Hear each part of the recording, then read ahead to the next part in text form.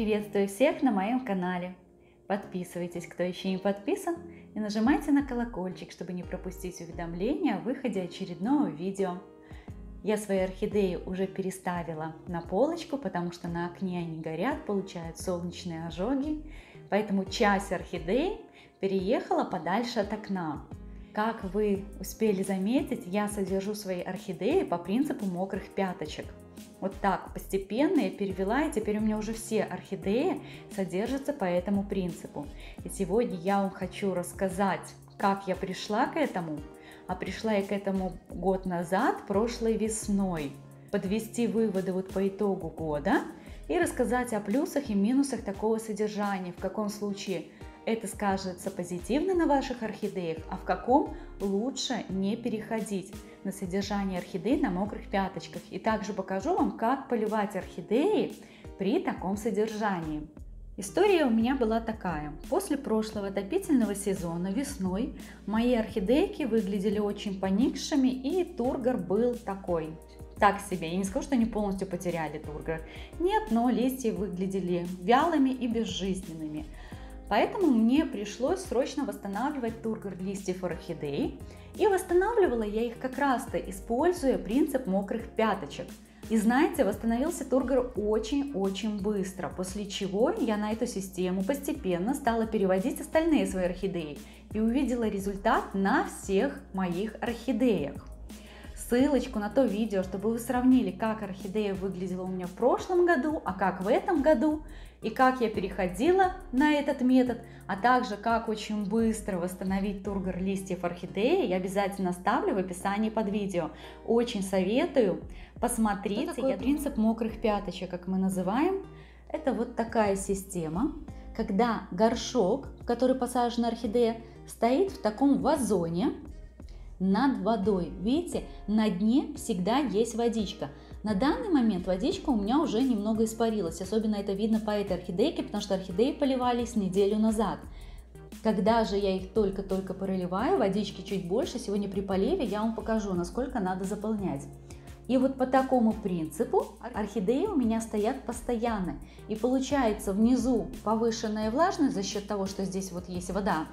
Кроме того, вот между стенками здесь такое достаточно большое есть расстояние. Видите, я могу пальцы просунуть. Поэтому влажность автоматически поднимается и выше.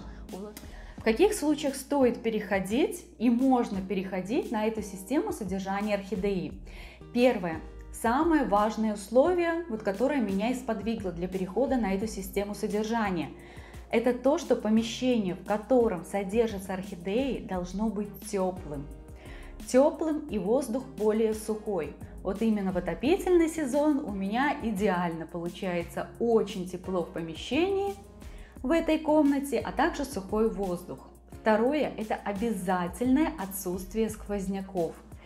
При сквозняках содержать по такой системе орхидеи нельзя, они могут загнить.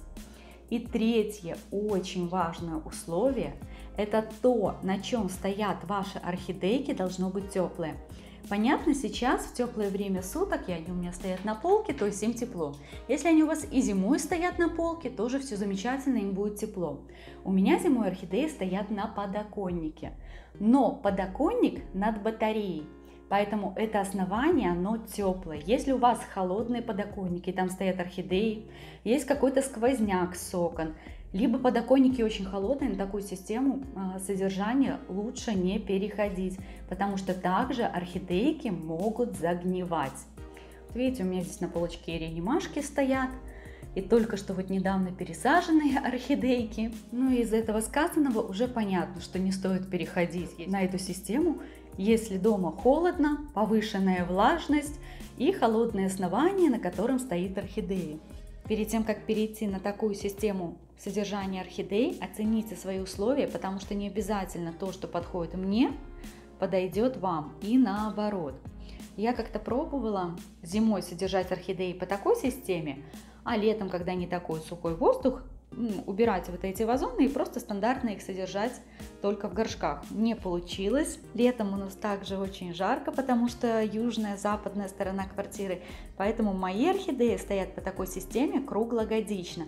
Вы смотрите также сами. Может, вам эта система подойдет только на холодное время года, либо наоборот только на теплое время года. Не надо 100% повторять. Всегда подбирайте условия содержания для себя. Это все очень индивидуально. И давайте перейдем к поливу. Я вам только что показывала, что орхидеи стоят все время над водой. Вот перед поливом старую воду я слила уже с кашпо, кашпо промыла, потому что вы видели, белый налет очень быстро образуется у меня вот здесь на горшочках, поэтому приходится его промывать. Далее я беру отфильтрованную воду и свои орхидеи поливаю теплой, только теплой отфильтрованной водой. Они также на это очень хорошо отзываются, орхидеям это нравится. Сегодня для полива я буду использовать японское удобрение. Выберите любое удобрение, которое вы используете, либо без удобрения. Также есть отдельное видео про это японское удобрение, ссылочку на него оставлю в описании под видео. И мне постоянно пишут один и тот же комментарий, причем в разных социальных сетях, где я покупала японское удобрение. Также ссылочку на интернет-магазин я оставлю в описании под видео. На литр мы используем 7 капелек, на 750 мл у меня лейка, я использую 5 капелек.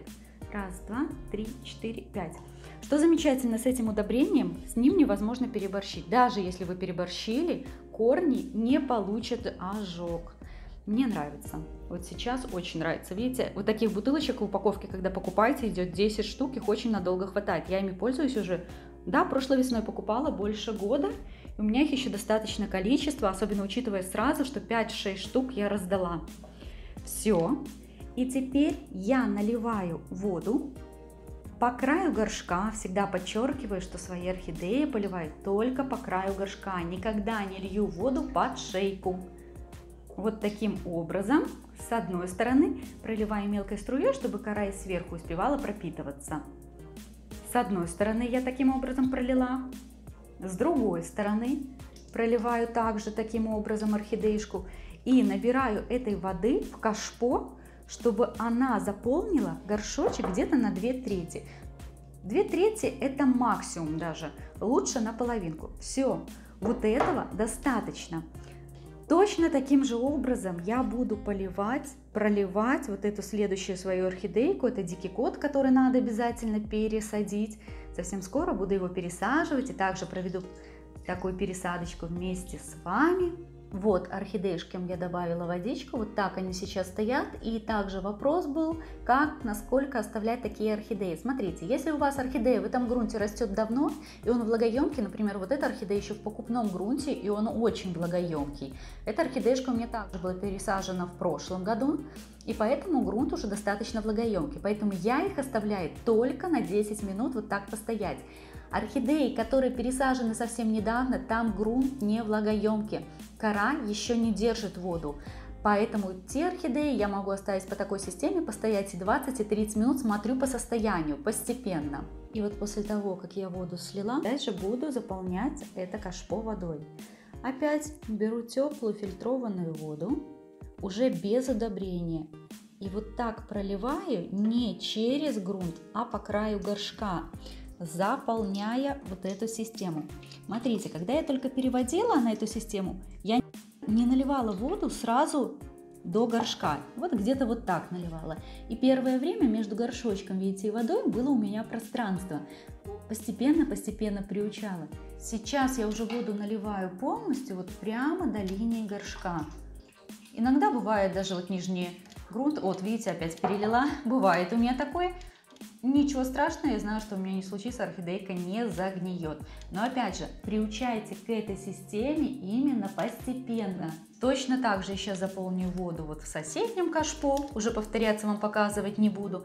Ну и еще вот у меня есть одна орхидея, которая растет в керамзите. Про ее полив содержание есть отдельное видео, также ссылочку оставлю в описании под видео. Всем, кому понравилось это видео, ставьте лайк, подписывайтесь на мой канал, чтобы не пропустить очередное видео. Пока-пока!